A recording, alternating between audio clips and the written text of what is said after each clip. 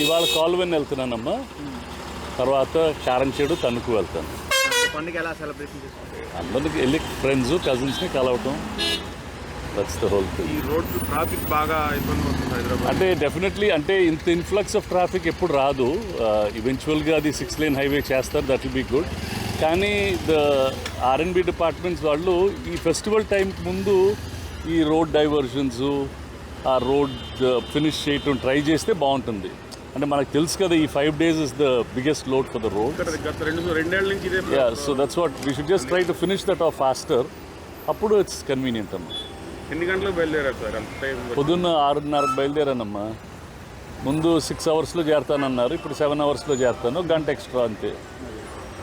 But అక్కడ they doing some good things. Toll గేట్స్లో toll లేకుండా చేస్తున్నారు, అవన్నీ మంచి.